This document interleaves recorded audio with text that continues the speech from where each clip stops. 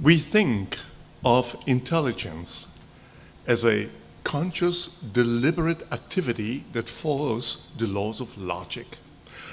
However, much of our mental activity is unconscious and follows laws that have little to do with logic. Gut feelings, intuition. We have intuitions about friends, about sports, about banks and other dangerous things. We fall in love and we sense that the stock market is going up again. Can such gut feelings lead to better decisions? If you open a book in behavioral economics, in social psychology, you likely find a series of experiments that all try to discredit intuition. Nevertheless, many experienced managers say that their best decisions have been gut decisions. Or, if you see what people like Albert Einstein wrote, sounds quite different from what you read in our textbooks. He said, the intuitive mind is a sacred gift, and the rational mind a faithful servant. We have created a society that honors the servant and has forgotten the gift. In this lecture today, I will try to show that there's a way of a scientific study of intuition. And I will start with a general statement about where is the place for intuition and where it's better to calculate. The key distinction is that if you have to do with a situation where everything is known, where the future is like yesterday, then you can calculate. Then you use the data, you fine-tune, and it's very likely that you make exact predictions about tomorrow. For instance, in astronomy, big data has been highly successful since centuries or millennia, where people have collected from all countries observations in order to help us to understand the movement of heavenly bodies. And the reason is why it's so successful, because the world above us is highly stable relative to our short existence. On the other hand, in the world of finance, big data analytics have been highly unsuccessful, and the reason is, here, tomorrow is not like yesterday, and the future is hard to predict. In a world of risk, logic, statistics is enough. In a world of uncertainty, that means where we do not know all alternatives, all consequences, nor all probabilities, it is not. And here we need further tools besides data and statistics, and these are good intuitions based on lots of experience and heuristics. And I will make one message today, which is, or better, one of the messages today is that the underlying mechanisms of intuitions are, as far as we can decipher them, simple rules of thumb called heuristics. I will give you an example. So first, let's define what intuition is. Intuition is a judgment based on lots of experience that has the following properties. First, it appears quickly in consciousness. We immediately know what we should do, but we cannot explain why we think that is the best thing we would do. And nevertheless, it guides much of our professional and private decisions. Let me start with an example. And I invite you to come with me in a voyage in the world of the scientific analysis of intuition. Let's start in Los Angeles at the International Airport. Dan Horan is a police officer who works there. His task is to detect drug couriers. A drug courier is a person who flies in from a different American city with a suitcase full with dollars, hundreds of thousands of them, and a few hours later, the person flies back with the same suitcase full with drugs to be sold in the streets of a different American city. How to detect a drug courier in a crowd of hundreds or thousands of people? That seems to be impossible. One evening, a plane from New York came in, and about 200 people got out, among them a woman who had a rolling suitcase, as all of us have, color black, as most of us choose. When her eyes met those of Dan Horan, both of them knew what the business of the other one was. And they were both right. It took a few minutes. She was arrested. One found $200,000 in her suitcase, and she confessed. Years ago, I lived in the United States and worked there, and worked, among others, with police officers and churches. And I asked Dan Horan, how could you tell that it was this woman and not someone else in this huge airport? His answer was, I can't explain it. I only feel it. The only thing he could tell me was that he was looking for someone who was looking for him. And the lady, the drug courier, also quickly knew where the policeman is. If you are ever at the International Airport in Los Angeles, watch out for Dan Horan. Good luck. So here we have the definition of intuition. So he knew immediately there's something wrong with that person, but he cannot explain what he's looking for.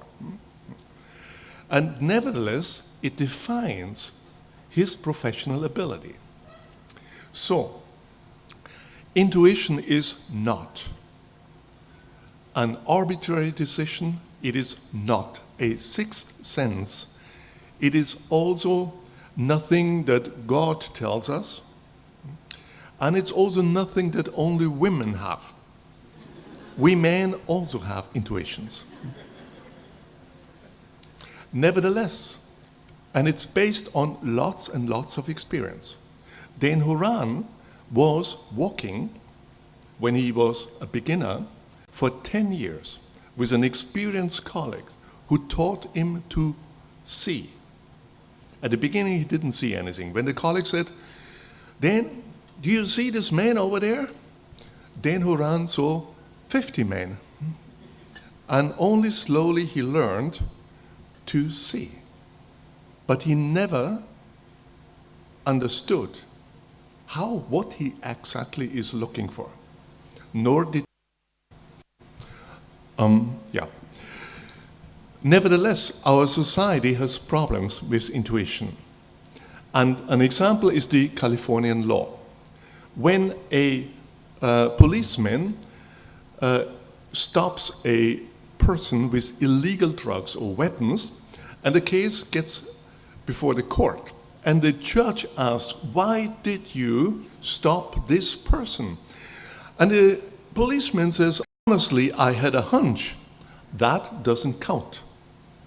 According to the law, you need to have first the reasons and then you act. First analyze, then act. Intuition goes the other way around. And it has happened that despite illegal drugs or weapons, the defendants, the case was acquitted because the method was not the correct one. And the law does not respect, at least the Californian law, does not respect intuitions. The policeman told me that I have learned the lesson and now they provide the reasons after the fact in the court. They make them up. That's fine. And we will see that the same problem is not only one in the Californian law, but in many corporations and other institutions. Namely, that one needs to find reasons after the fact in order to get an intuitive decision accepted. So, let me invite you in your travel back to Europe. I have worked with large corporations and I've asked the top managers how often is an important decision, a professional decision you make, at the end a gut decision. And I emphasize at the end, because usually the managers have collected all the data they can. They are now buried under a mountain of data, partially contradictory. Or one asks, why did you give me this data in the first place? What do you want with that? And then the data don't speak to you.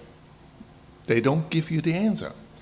And if in this situation an experienced manager has a gut feeling what to do and acts on this, that's what I mean, a gut decision. I give you one example of a large international corporation and a leading international technology services provider. I asked the leadership from managers into the executive board the following question: how often in important professional decisions do you rely at the end on a gut feeling? So either alone or in a group. What do you think their answer was? So what do you think? In never? In 1% of all important decisions, or 2, or 5? Does anyone dare to make an inference? Yes? 50%. That's always a good bet. Yeah? What you see here is the result. Here's the hierarchy in the corporation. The managers, the group executives, they are responsible for a few billions of euros. And there's nobody who says never a gut decision. There's nobody who says always gut decision, and both is rational. On average, 50% of all decisions are made by intuition. The same executives and leaders would never admit that in public because of fear. If you make an intuitive decision, you have to take the responsibility. And we, at least in the West, are living in a world that ever more leads to situations where fewer people want to take over responsibilities. I hope it's different here. No.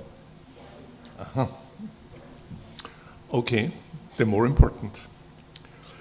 So, I have observed 2 methods with which leaders cope with the anxiety to admit that they're making gut decisions, and also with the fear of taking over responsibility. The first one is the same one as the police officers in Los Angeles use, finding reasons after the fact. So, a manager has a gut decision but doesn't dare to say that. So he advises an employee to look for the reasons. Take 2 weeks and find me the reasons. And then the decision is presented as a fact-based decision, maybe including big data analysis. This is a waste of time, intelligence, and money, only because of fear. The more costly version of the same method is to hire a consulting firm that offers you a 200-page report why your gut decision is actually a factual-based decision without ever mentioning the term intuition or fact-based. This is an even more waste of time, intelligence, and money, because consulting firms usually have very clever young people, and what they do is finding reasons after the fact. That's the first method. The second method is even more costly for companies. I call it defensive decision-making. So, if you are a top manager and you have a gut feeling, after looking of all the evidence, that we should go for option A, but then if it goes wrong, it's your responsibility, and you can't even explain it by definition. So, if you do defensive decision-making, you forget about option A, but look for something second or third best, where if things go wrong, you're not so responsible. That is, defensive decision-making means that you protect yourself and you hurt your own company. Clear? Now, what do you think? How often is a decision in this large international technology services provider at the end defensive? Never? 1%? 2%? How about your 50%? You still go with 50%? Yeah, because you were right the last time, yeah? That's a good heuristic, yeah? But like every heuristic doesn't work all the time. I'll show you now the result. And you will notice that the distribution is much flatter. There are people who say that out of 10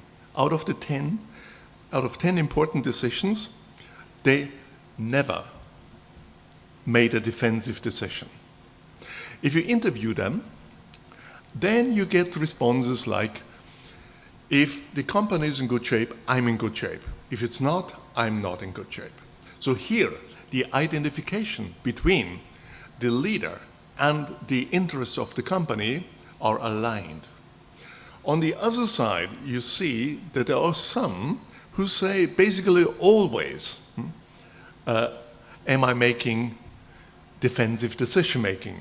If you talk with them, you get responses like, in this company, you can't make an error. You're immediately punished. Or, we have no error culture. There's no learning from error. Or one said, my motto here is cover your ass. Note that those who do or say that most of the time do defend themselves are in the lower places of the hierarchy. But, for instance, there are also in the executive board, the highest hierarchy, some who say every other decision that I make is to protect myself. And it's not the best one for the company. Of course, you will never get this data if you do a survey. So you have to do this anonymously, Or in that case, in other studies we've done it anonymously, and in that case we did it using a person in the company who had the trust of everyone, who could do this anonymously. And defensive decision-making is not only a problem in corporations. It is a problem in politics. I'm only talking about the West. And I always look to my confident informer. When he nods, it's also a problem here. When he doesn't. So it is not only a problem in corporations. It's a problem in politics, in bureaucracy. It is, we have in Berlin, we're working at the moment in Berlin with the Berlin internal bureaucracy. That's 110,000 people who practice, to a large degree, defensive decision-making. They protect their own position. And if we succeed with them, then we can solve all problems in the world. It is also, defensive decision is also a problem in medicine. And it highly depends on the country. The American law is the one that probably invites defensive decision-making most. In one study, over 800 American doctors have been asked whether they practice defensive decision-making. That means advising patients treatments or tests that they would never advise their own family members.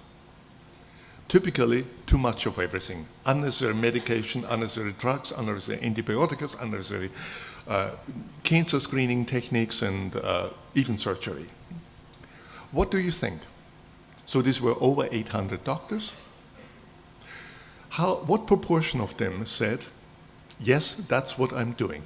I'm practicing defensive medicine. I protect myself against the patient who might sue me. That's the problem. What proportion do you think? You have your other chance? Oh, no, you're going up? Oh, right. In this study, it was 93%. Perfect. Yeah.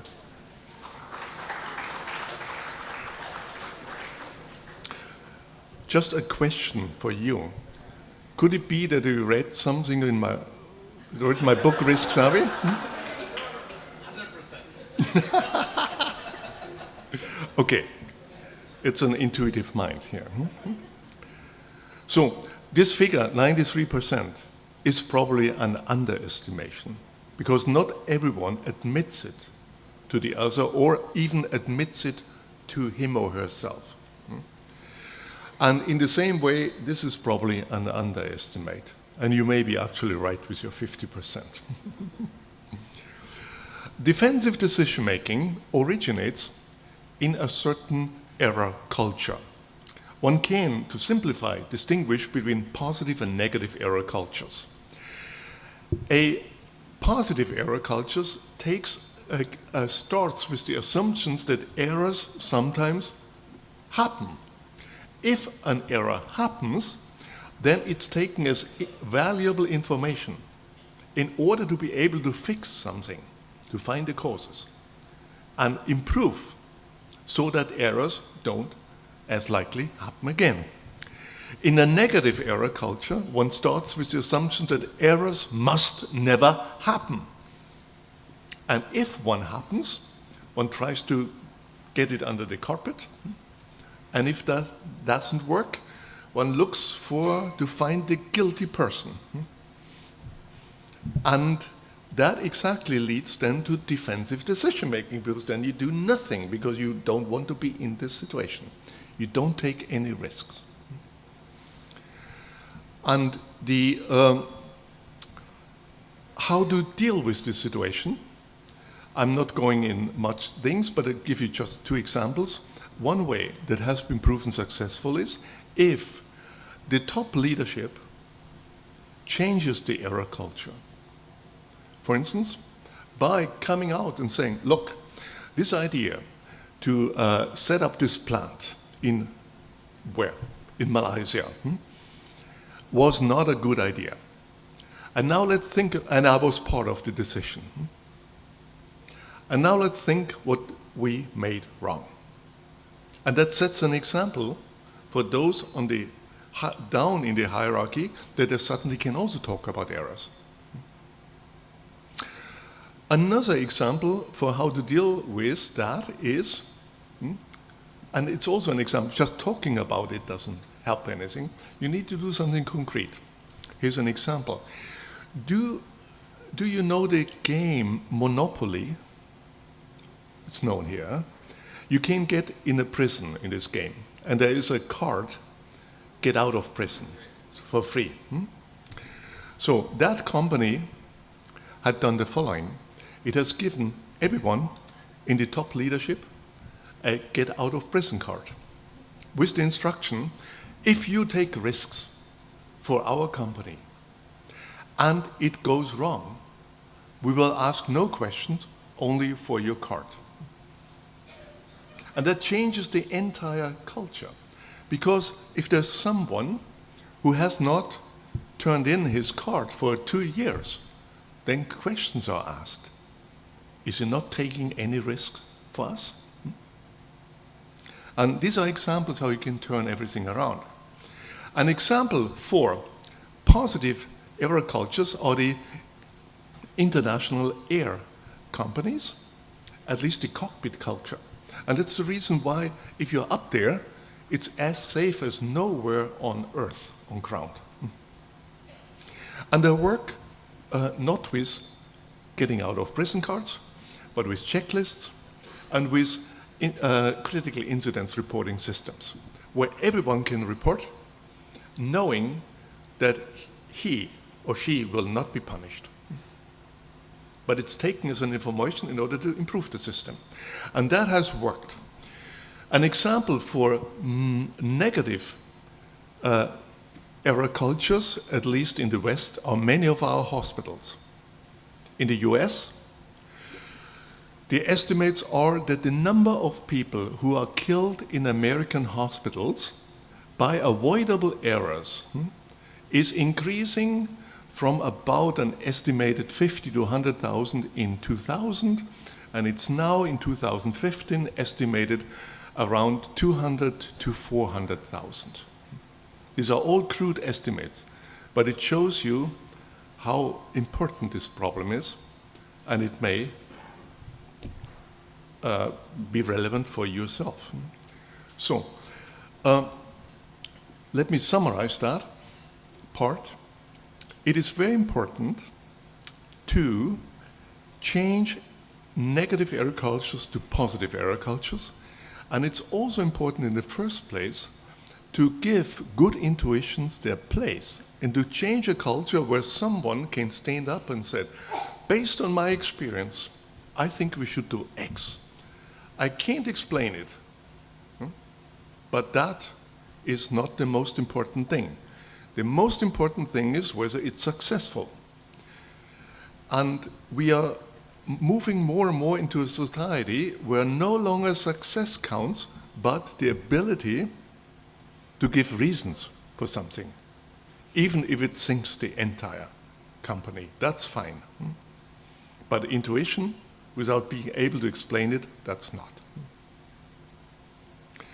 Here is a way to summarize the same thing.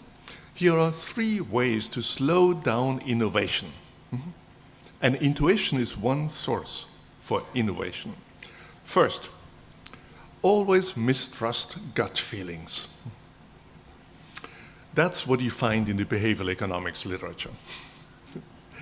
Second, practice defensive decision-making. Care about yourself, not about your organization or not about the patients. And third, promote a negative error culture. Everyone defends himself, and no errors must ever happen, and the consequence is that more errors will happen. So, we now move on in our voyage and to the question, how does intuition function? So how does that all work? Which we, by definition, don't understand ourselves. And the argument will be that intuition, so far as we have studied it, is guided by simple, smart heuristics. I will explain this with an example from sports. Is anyone here who plays baseball? Nobody. Cricket? Oh, yeah. Okay. Or soccer? Yeah, good. Impressive. If I asked it in Germany with a big company, they get one hand up. They seem to don't do anything else than working. Okay, anyhow. So here's the problem. A ball is high up in the air. An experienced player, like a baseball outfielder or similar in cricket, or maybe goalie in soccer, an experienced player knows where to run to catch or stop the ball.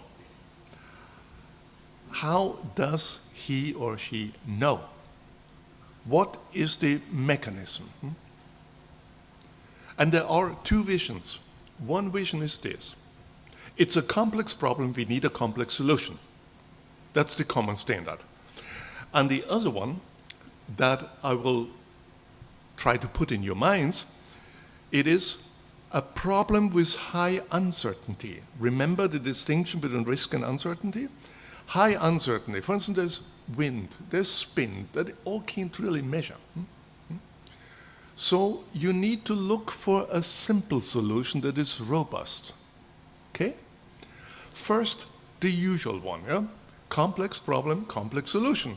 Now, what would be the complex solution? So here is Richard Dawkins' answer.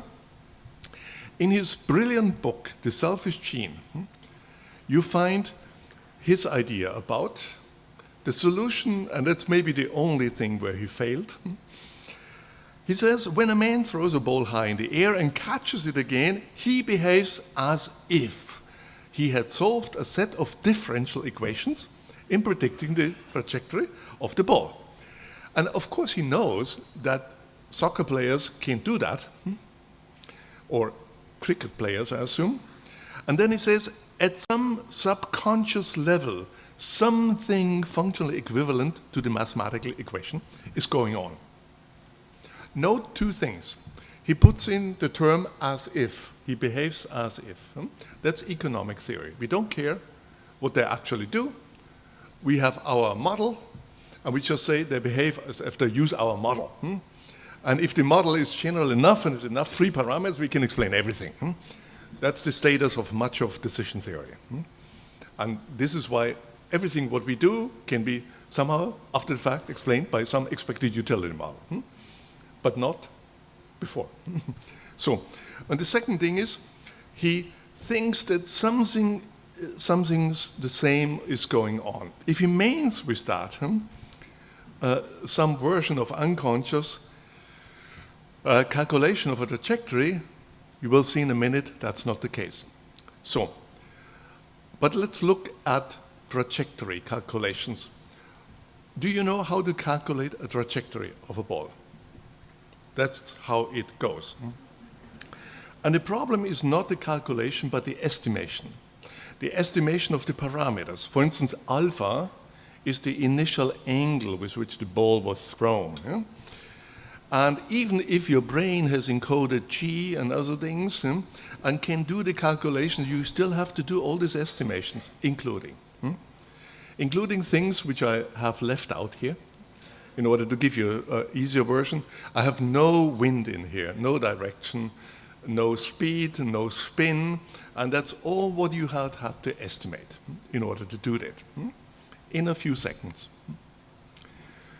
But what else do real experienced players do, if not behaving as if they would calculate a trajectory? What can it be?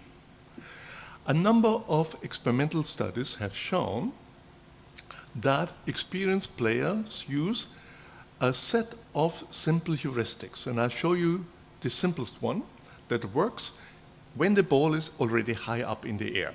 It's called the Gaze Heuristic. it has, like many heuristics, 3 steps.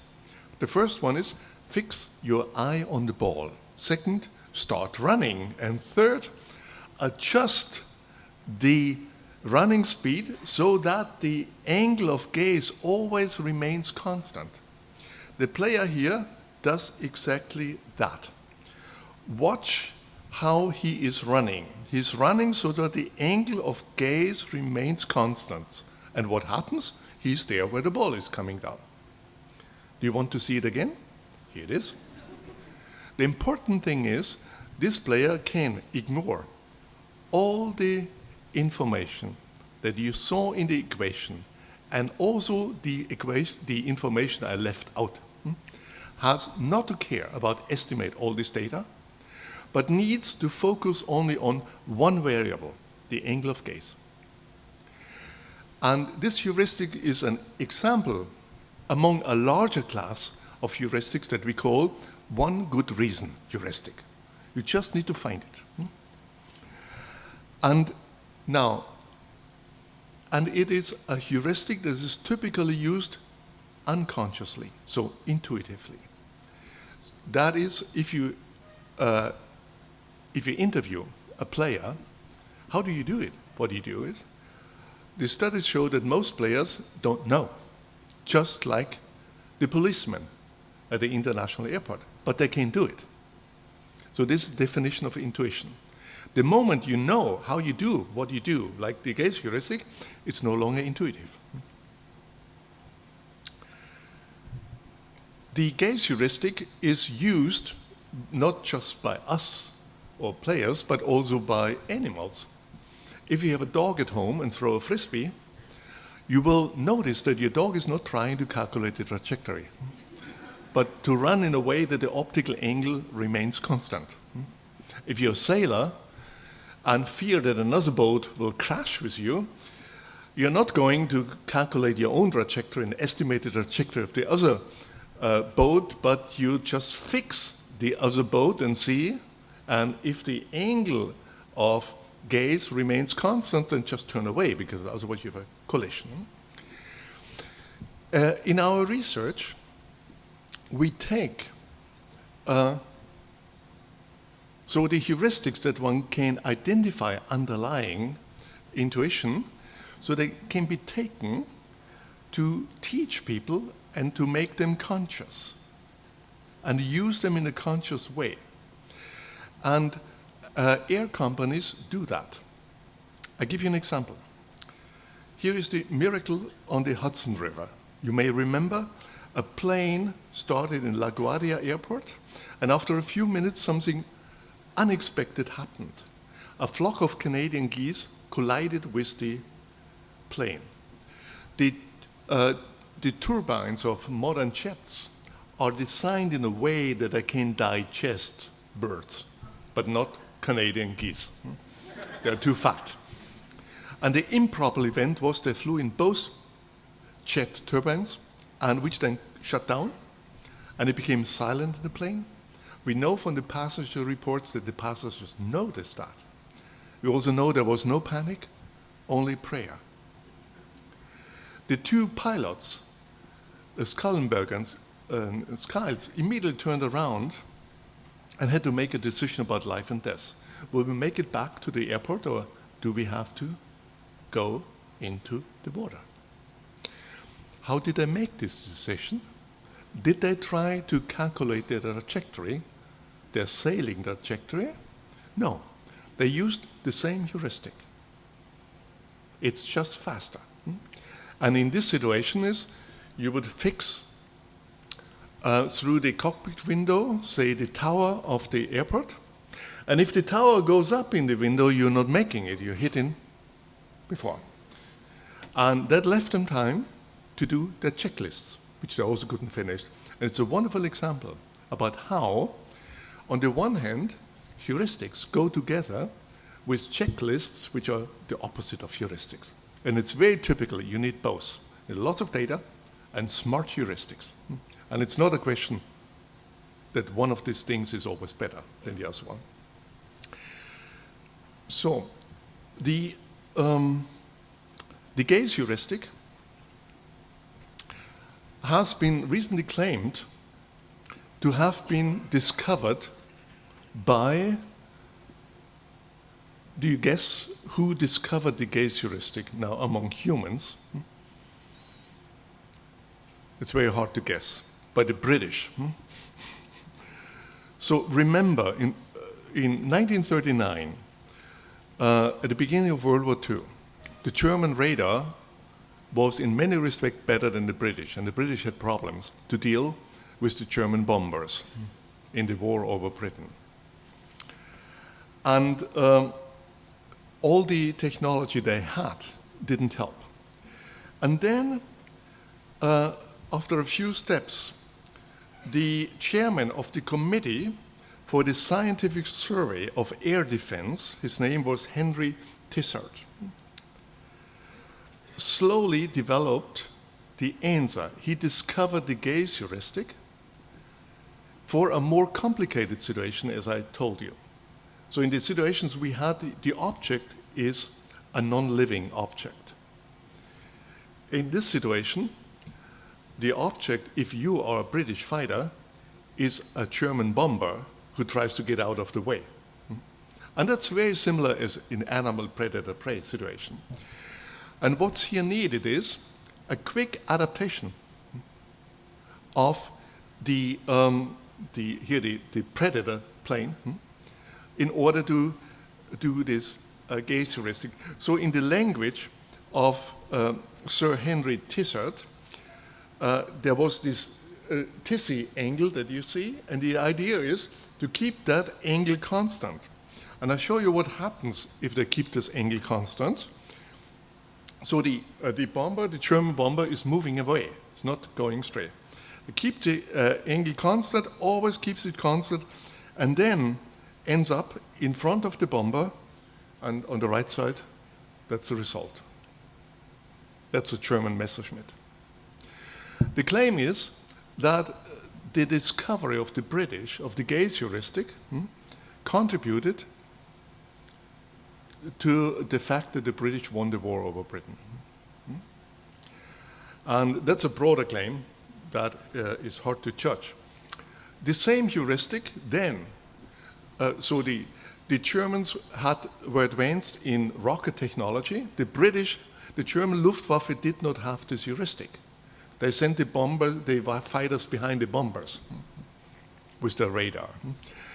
And the same, so the German technology after World War II, together with the British discovery of the Gaze Heuristic, was then put into the next development of the Sidewinder air-to-air missiles, which are still operating today. It's an extremely simple system. All what it does is that it keeps the angle constant. That's the only thing. And there is a forthcoming article about all of this in detail, and I was amazed to learn how much in technology heuristics are actually used. The same thing, the same process, to look at experienced people, analyze their psychology, their intuitive principles, or the heuristics underlying intuitive principles, and make them explicit and put them either in technology or in other people, is relevant for understanding good leadership. And there's a project that started at the International Florida University on so-called leadership heuristics. Now, how do you do this? In that case, the experts were the CEO of the top 500 American companies, and they were given situations, how they deal with people, how they deal with strategy, in order to get out their underlying heuristic principles. And I brought you a few of them. First, people. The first heuristic is first listen, then speak. This is a heuristic for the superior, not for the person below. And you may remember there was a tragic accident of a Korean airplane where from all we know, the captain had the wrong idea what to do in this emergency situation, and the co-pilot had the right idea. Korean society is highly hierarchical. The captain spoke. The co-pilot didn't really dare to speak up. If the captain would have followed this simple heuristic, this accident might not have happened. The second heuristic for how to deal with people is also quite simple. Hire well and let them do their job. This heuristic creates an atmosphere of quality, the first part, hire well, and second, trust. Let them do their job. I'm director at the Max Planck Institute for Human Development, and the Max Planck Society, with its 80 institutions, is worldwide, in basically all fields, among the top 5. The German universities are far behind. And the reason is not that the colleagues at the universities are not as smart as we are. No, they're excellent. The reason is they don't have this culture. And it's also a culture of making errors. And the culture is defined by simple heuristics. So for instance, when we look for a new director, we look internationality, we put in much time. But the moment the director is in place, then that person can do whatever he or she wants. And most important, the person has all the money to do this for 20 years, for 25 years, until he or she retires. At a university, things are very different. Before I went to Max Planck, I was a professor at the University of Chicago, my favorite university. But I couldn't have done there what I could do at Max Planck. As a professor there, I would have written grant proposals for 4 years. And in year 2, I would have written the next one, and probably the same thing, with a twist, in order to get it funded. And you can see this is not a system that encourages innovation and daring and risk-taking. Max Planck does. And the ingredient is, let them do their job. We are reviewed every 3 years, but as long as we're excellent, we can plan. And I just want to make the point here that all of the simple leadership heuristics, they can define the climate and also the quality. And quality is not simple in the heads of people and in the money you give them. It is much in the environment you create that fosters. Also, as a director, I can hire people from many disciplines working together, which is almost impossible at an American or a German university. And if you've seen at the Summer Institute, those 6 people who are here are, if I count correctly, from 4 different disciplines. That's about the ratio we have. Let me just take a final one strategy for dealing with, final heuristic for dealing with strategy. Take the last one. Oh, the next to last one. When judging a plan, put as much stock in the people as on the plan. This is a heuristic that's mostly overlooked. People think about what they want to go to do, but don't think about the people, the material they have. And the last one is a very useful one. Don't buy financial products you don't understand. If everyone on both sides of the Atlantic would have followed these simple heuristics before the last financial crisis, the crisis would not have happened as it did. These heuristics are much more powerful than some of the mathematical finance models, including value at risk computations, that are proposed and taught as if they could make the world safer. Have the courage and teach powerful heuristics, then you can make a difference. And then first you need to change the finance departments.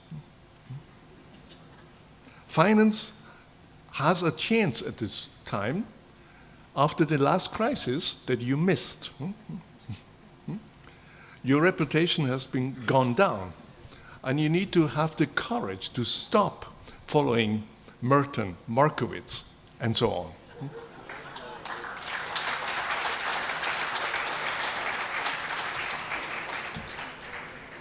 And you here in this beautiful university, in a relatively small community, you would have the chance of making it different, be the forerunner for everything. We work with the Bank of England to change things. Bank of England has 1,500 employees. It's very hard to move everything, including in Germany. But you could do a difference.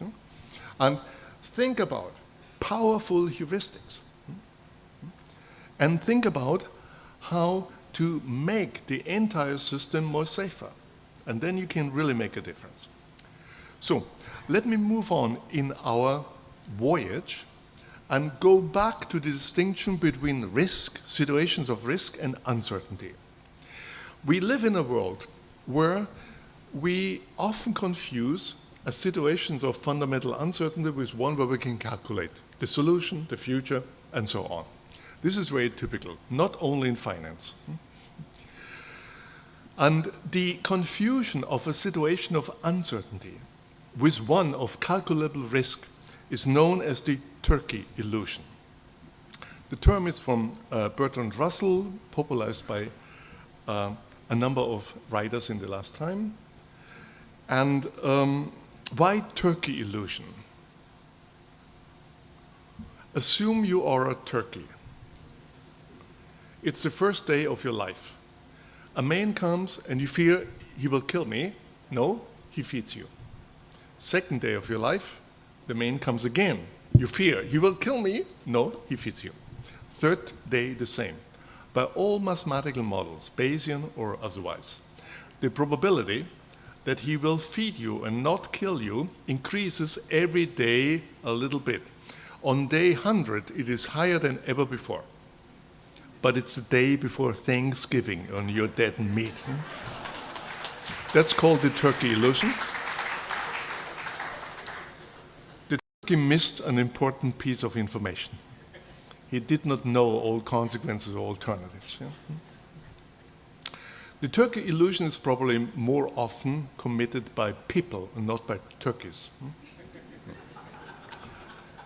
And the last financial crisis is a good example. The trust that it will go on, it will increase housing prices, and so on. Before 2008, went up and up and up and up and up. And the predictive model, which can anyhow not do much more than predicting that it will be tomorrow like yesterday, they were going up, including the ratings of the rating agency, until shortly before the disaster hit. It's the same thing as the turkey illusions. The wrong mathematical models. I mean mathematical models that suggest an illusion of certainty instead of accepting the uncertainty. I brought today an example of a turkey illusion from the era of finance, specifically for you. At the end of every year, the big banks and financial institutions predict the exchange rate for dollar and euro at the end of next year. This is a much wanted information because if you have an international trade, you want to know when you should exchange money or if you just visit the US. These predictions are bought by corporations for lots of money, and what's expensive must be good. So we believe. When I wanted to check how good these predictions are, I could find no single analysis that goes beyond 1 year. So I collected the data for 10 years, between 2000 and 2010, for these companies. Here we have everything that is famous and meanwhile unfamous. So we have JP Morgan, Morgan Stanley, we do have UBS, Credit Suisse, the Deutsche Bank, and so on. I show you the result. You see here on the y-axis the exchange rate. 1.0 means $1, 1 euro. Up means that the euro is stronger. Down means that the dollar is stronger. Clear? Every point is a prediction of one of these 22 banks. And the circle is the average prediction. What you see means that in December 2000, the predictions for December 2001 were, on average, 1 euro, $1. That was what the Deutsche Bank, for instance, said. But you also see that the variability is quite large, over 20 cents. So, now it is December 2001. Assume you are one of these high-paid analytics, and you make the prediction for 2002. No, first I should tell you what the actual exchange rate was in 2001. Here it is. It was lower than all of the others, except one. The point down here, this is Citibank, now Citigroup, and I can tell you it was the last time they were lucky in these 10 years. So now you have made these predictions, and you have been too high. So what are your predictions for 2002? Are you going up or going down? What do? You go down. That's what they also do. What does the exchange rate do? Goes up. Notice it's now outside of the entire range, which is, as I said, not trivial, more than 20 cents. So now it's end of 2002. Morgan Stanley just hired you to make better predictions. What do? You were too low. Are you going up or down? Up. You're going up, yeah. That's what they do. And you might think about changing your job because you earn much more money there by making these predictions. What does the exchange rate do? Goes up. Notice, twice in a row outside of the entire prediction range. What do you know? It is December 2003. You predict for December 2004. You go up. Yes, that's what they do. What does the exchange rate do? It's still outside of the range. Now, you make predictions for 2005. Are you going up or down? Up. They go up, but the exchange rate goes down. Now, let's pause for a moment. How did they make these predictions? We do not know, because the predictions are in black boxes, or at least the companies get it, and they're secret because they're so valuable. But we can infer from the pattern what they're doing. Notice that the predictions are always 1 year behind. So it's as if they predict the same year. So we need to assume they use a window of 1 year and then predict, like the turkey, will just go on. That means that they're missing every downturn or upturn and are always 1 year late. And you can see that pattern now. So if we are right, then what will they do now? They go down. That's what they do. The exchange rate goes up, but at least the first time in the range. Now, it turned around. Do they go up? Yes, they do. Exchange rate is again outside of the range. So they go up, the exchange rate goes down. That's the first hit. And I can tell you the last one. So now, since it went down, they go down, but the exchange rate goes up. Since the exchange rate goes up, they go up, and it goes down. So here is an example about a turkey illusion. To predict things as if you would be in a world of risk and uncertainty.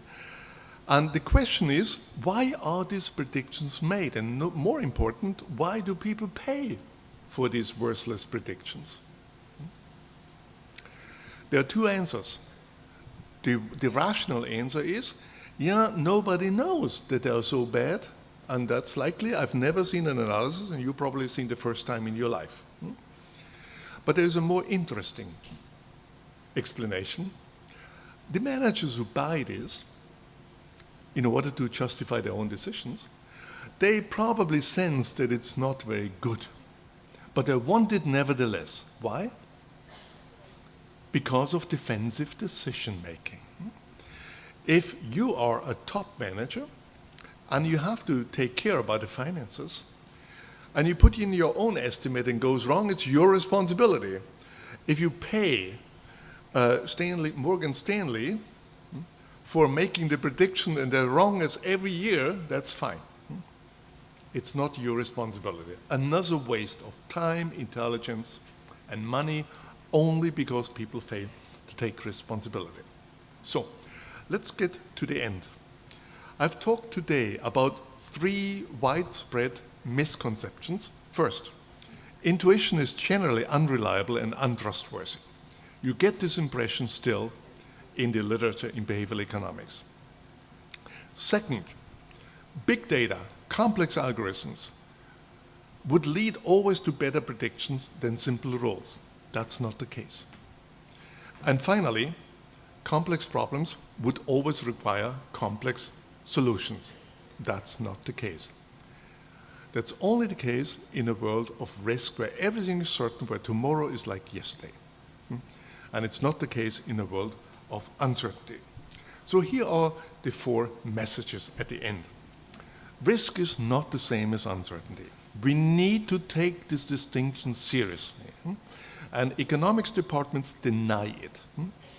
Finance departments deny it. Yeah, I'm looking at you. and the problem is the best solution under risk is not the best under uncertainty. And we need to take heuristics seriously, tools for dealing with uncertainty.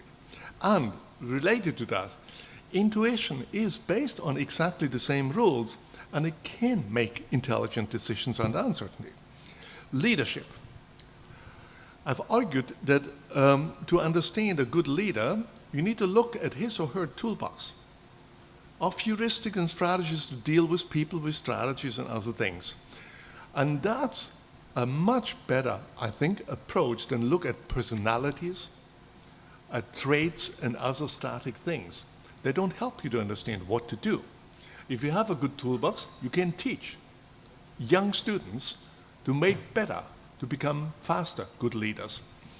I talked about error culture, about the increasing trend in our societies not to want to take over responsibility and create defensive cultures. That's the least thing that we want. And finally, the examples also showed that more information is not always better, more computation is not always better. There are simple solutions that you can go for. And often these simple solutions are based on intuition. And I hope that this talk has encouraged you to do some research on the nature of heuristic decisions, on the nature of intuitive decision, and also that you find some courage to listen to your own gut feelings. Thank you very much for your attention.